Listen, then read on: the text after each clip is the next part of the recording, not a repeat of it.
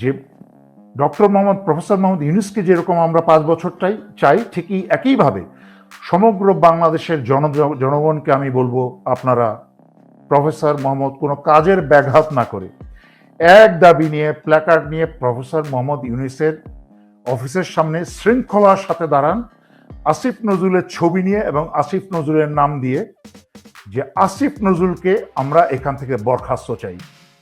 কারণ আসিফ নজরুল সরলে পরে 3 শয়তানের একটা বড় শয়তান চলে যাবে, আর 3 শয়তানের একটা বড় শয়তান চলে গেলে কিন্তু ওই শয়তানের আখড়াটা এমনিতেই দুর্বল হয়ে যাবে। তাই চলুন, 16 বছর মনে করেছিলেন হাসিনাকে সরানো সম্ভব নয়, কিন্তু আমি কোনোদিন বিশ্বাস ছাড়ি নাই। ইনশাল্লাহ সব সম্ভব আল্লাহর রহমতে। আগে নিজে চেষ্টা করতে হবে, তারপরে আল্লাহ সাহায্য করবেন। আল্লাহ কখন সাহায্য করবেন সেটা আল্লাহর সিদ্ধান্ত, আমি বলার কেউ না। তবে ঘরে বসে দোয়া করলেই যে কাজ হবে তার কোনো নিশ্চয়তা নাই। এই যে কিন্তু বহুবার বলেছে, এই জন্যই কিন্তু আমাদের নবীজি ওনার দোয়ার আগে কার দোয়া আল্লাহর কাছে পৌঁছাবেন? উনি তো দোয়া করেই ঘরে বসে থাকতে পারতেন, কিন্তু উনি সম্মুখ সারিতে অনেকগুলা যুদ্ধে নেতৃত্ব দিয়েছেন। সুতরাং সহজ সুন্নত অনুসরণ করলেই হবে না, বড় বড় সুন্নতগুলো অনুসরণ করতে হবে। আসিফ নজরুল একটা মুনাফেক, একটা হিপোক্রেট, এবং ওনার বোধগম্য কি, ওনার এটা মাথায় আসে না যে কিভাবে সে এই প্রধান উপদেষ্টার এই উপদেষ্টা সরকারের মাঝখানে থাকতে পারেন। সেটা আমাদের সকলের প্রশ্ন। আমরা সবাই অবাক হয়েছি যে তার মতো একটা চরিত্রহীন এবং যত দুশ্চরিত্রের কাজের মাঝখানে সে আছে, মিষ্টি মিষ্টি কথা বলবে মেয়েদের মতো, সমস্ত মেয়েদের সাথে সম্পর্ক রাখবে। দুঃখজনক হলো সত্যি, প্রফেসর মোহাম্মদ ইউনূস প্রধান উপদেষ্টা হিসেবে আছেন, কিন্তু ওনার সকল কাজ করার স্বাধীনতা ওনার নাই।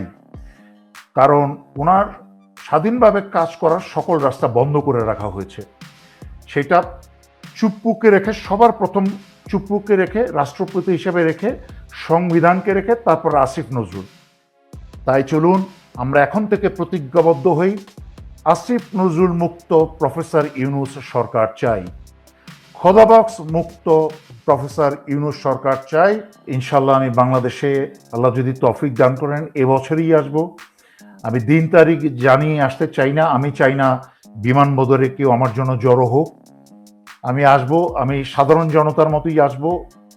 আমি ইনশাল্লাহ অনেকের সাথেই দেখা সাক্ষাৎ করব, যেখানে যা প্রয়োজন সেখানে সেই জিনিসটাকে আগ বাড়িয়ে আমি কাজ করার চেষ্টা করব ইনশাল্লাহ। এতদিন দূরে থেকে করেছি, আমি এবছরই ইনশাল্লাহ দেশের ভিতরেই এসে সেই কাজে অংশগ্রহণ করব।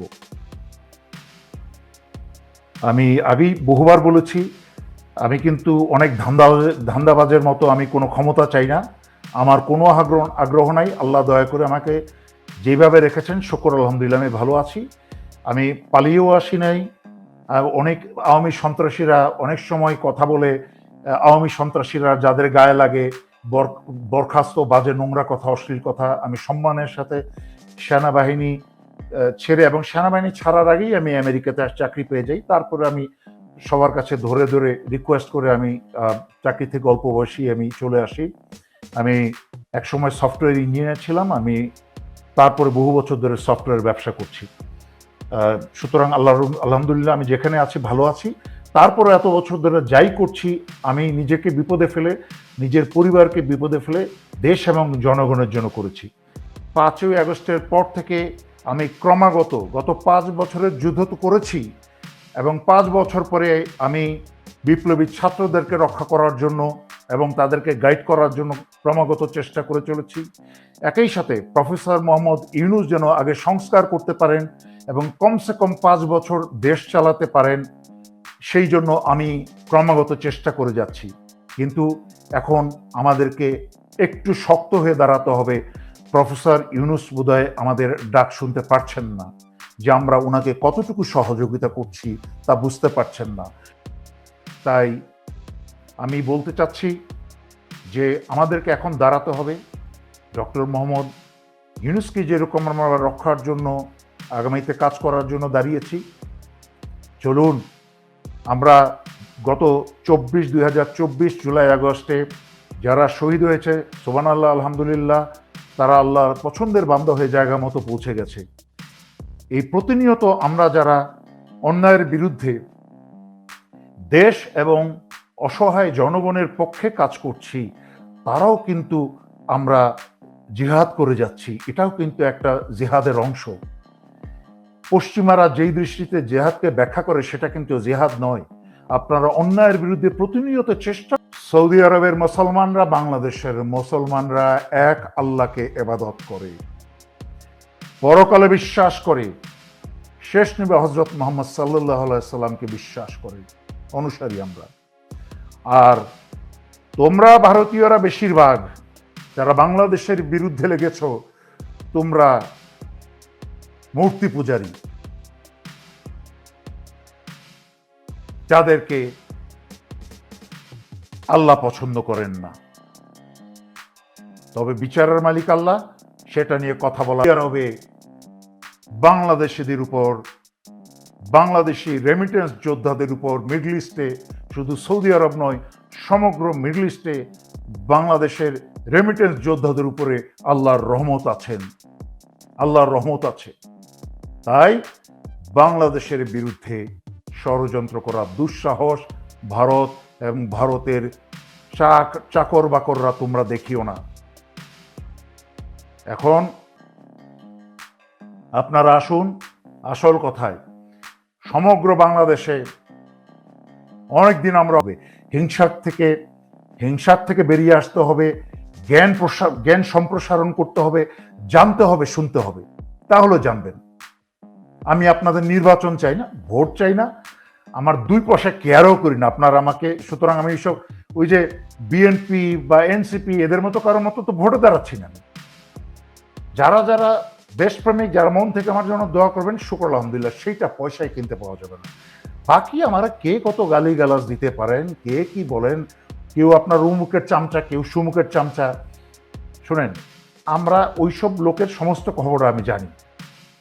আমি এর আগের লাইভে বলেছি, তাজ হাশমিকে আমি, ডক্টর তাজ হাশমিকে আমি পরিচয় না করালে বাংলাদেশের কেউ চিনতই না তাকে। কনক সারোয়ারকে অনুরোধ করে, কনক সারোয়ার ওনার প্রোগ্রামে আমাকে হোস্ট হিসেবে দাওয়াত করেছিলেন। আমি কনক ভাইকে বলেছিলাম, কনক ভাই, একজন লোক আছে, তাকে আমার সাথে আনতে চাই, আপনার কোনো আপত্তি আছে? কনক ভাই সাক্ষী, আলহামদুলিল্লাহ, এখনো সুস্থ সুন্দর জীবিত। উনি নিজে সাক্ষী দিবেন, ঠিক কথা। এইরকম অনেক কথা জানি। জুলকারনাইন আমাকে ফোন করে, সেই 2020 সালে ফোন করে, আঙ্কেল আপনি আমার রোল মডেল ছিলেন, আপনাকে দেখিয়ে আমি আর্মিতে ঢুকেছিলাম। তখন প্রায় প্রতিদিনই ফোন করতো। এখন আর যোগাযোগ করে না, কারণ বাংলাদেশে এখন 5ই আগস্টেও অনেক কেউ নতুন, যদিও স্বামী অনেক করেছে, বাট এখন কে কোন কোন ধারায় আছে আমি অনেক কিছু জানে। আমি সরাসরি কিছু বলতে চাই না, আপনাদের সজ্ঞানে বুঝে নেবেন। যে 5ই আগস্টের পরে এখন তো মাসুদ উনি ঢালাওভাবে চিটাগাংয়ের লোকজন এসে নিয়োগ করছেন। স্বজনপ্রীতি বা নেপোটিজম একটা দুর্নীতির একটা অংশ, এবং ওনার সরকারের, ওনার আশেপাশে কিন্তু চিটাগাংয়ের প্রচুর লোক। এখন তার মানে আমার কথা শুনে অনেকেই মনে করবেন আমি বোধহয় চিটাগাংয়ের বিরুদ্ধে বলছি। ভুল বোঝার কোনো সুযোগ নেই।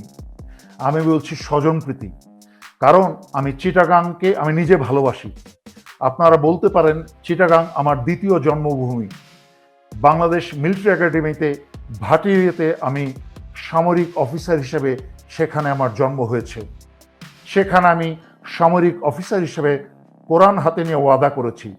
তাই চিটাগাং আমার মনের মাঝে, আমার অত্যন্ত ভালোবাসার এবং স্নেহর জায়গা হচ্ছে চিটাগাং। শুধু তাই নয়, পার্বত্য চট্টগ্রামে যেখান থেকে তথাকথিত শান্তি বাহিনী, বা আমি যাদের বলি অশান্তি বাহিনী, সান্তুল্লাহর মারা যেখান থেকে শান্তি বাহিনী তৈরি হয়, পানছড়ি, সেই পানছড়ির দুর্গম জায়গায় আমি শান্তি বাহিনীর বিরুদ্ধে যুদ্ধ করেছি, লড়াই করেছি। তাই চিটাগাং আমার মনে প্রাণে। তাই বিষয়টা চিটাগাং বা চিটাগাংবাসীর বিরুদ্ধে নয়, কথা হচ্ছে বাংলাদেশের যে কোনো স্থান থেকে শহীদ প্রেসিডেন্ট জিয়াউর রহমানের মতো যোগ্য লোকদের নিয়োগ করা হোক। সেখানে এই যে চিটাগাং থেকে আনা হলো খোদা বক্সকে, সেই খোদা বক্সের আজকে কাজ ডক্টর মোহাম্মদ ইউনূসকে উনি বাজারে ছোট করছেন। শুধু এই বাংলাদেশের মাঝখানে আন্তর্জাতিক বাজারে আন্তর্জাতিক দৃষ্টিতে ওনাকে একটা বিব্রতকর অবস্থায় ফেলে দিচ্ছে। কারণ বাংলাদেশের মানুষ ওই ফরমালিন খেতে খেতে, আজে বাজে খাবার খেতে খেতে গায়ের মাঝখানে বাংলাদেশের মানুষের অনেক কি বলে এটাকে অ্যান্টাইবডি জমে গেছে, মানে রোগ প্রতিরোধ ক্ষমতা হয়ে গেছে আলহামদুলিল্লাহ। তাই ছোটোখাটো বিষয়ে বাংলাদেশের মানুষের মাশাআল্লাহ এত সহজে রোগ বিরোগ হয় না। আর বাংলাদেশের মাটি এত উর্বর যে অন্য দেশে একটা গাছকে বাঁচিয়ে তুলতে অনেক সেবা যত্ন করতে হয়, অনেক শত শত ডলার খরচ করতে হয়। কিন্তু বাংলাদেশের মাটিতে মুখে থেকে একটা ফল খেয়ে মুখ থেকে একটা ফলের বিচি থুতু দিয়ে ছুঁড়ে ফেলে দিয়ে সে মাটিতে গাছ গদিয়ে যায়। অন্যান্য দেশে 7 মাত্রা 6 মাত্রার ভূমিকম্প হলে বড় বড় দালান ভেঙে পড়ে শত শত হাজার হাজার মানুষ মারা যায়। কিন্তু বাংলাদেশে এই যে ডেল্টা বা এই যে বদ্বীপের দেশ হওয়ার কারণে, মাটি নরম হওয়ার কারণে মাশাআল্লাহ আলহামদুলিল্লাহ, আল্লাহর পরিকল্পনায়, আল্লাহ উত্তম পরিকল্পনাকারী। ভূমিকম্পের যে কম্পনটা সেটা মাটি সেটাকে অ্যাবজর্ব করে নেয়, সেটাকে অ্যাবজর্ব করে নেওয়ার কারণে কিন্তু দালান কোঠায় অত বড় আঘাত লাগে না। এইগুলো আল্লাহর অনেক রহমত। সুতরাং বাংলাদেশের উপর আল্লাহর রহমত আছে। ভেঙে ছাতার মতো সবাই এখন কি বলে বীর হয়ে গেছে, সবাই এখন কি বলে নিরাপত্তা বিশ্লেষক হয়ে গেছে। এই জন্য আজকাল কম কথা বলি, কারণ এত সময় নাই। নিজের ব্যবসা বাণিজ্য আছে, যারা দেশ নিয়ে সচেতন ওনারা 2-4 জন বলেন আসেন কথা বলেন প্লিজ আসেন, ওনাদের কথায় আসি, নয়তো একটা ঠেকাও পড়ে নাই আমার আসার। এই খালি দেশটা আর অত্যাচারিত নির্যাতিত আর অসহায় জনগণের জন্য আসি, আর নয়তো আমার এত ঠেকা পড়ে নাই যে আমি এসে বেহুদা সময় নষ্ট করব। আমি 4 আনা পয়সাও ইনকাম করি না এইসব ভিডিও করে ইউটিউব বা ফেসবুকে কোনো কিছুর মাধ্যমে। আমার কোনো অ্যাড নাই আমার কোনো ভিডিওতে। আমার ভিডিও নিয়ে অন্যরা শেয়ার করেন, 5 মিলিয়ন 6 মিলিয়ন 10 মিলিয়ন ভিউ, ওনারা ইনকাম করেন, আমি কিছু বলি না। কারণ প্রচারই প্রসার, করুক না প্রচার, ভালো কথা প্রচার করতে অসুবিধা কোথায়?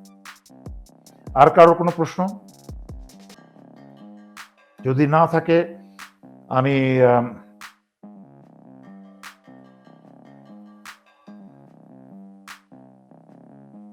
আচ্ছা, আমি পাবলিকে বলেই দিই। একজন ফোন করে আমার কাছে, একজন সিনিয়র লেভেলের একজন ফোন করে আমার কাছে অনুরোধ করেছেন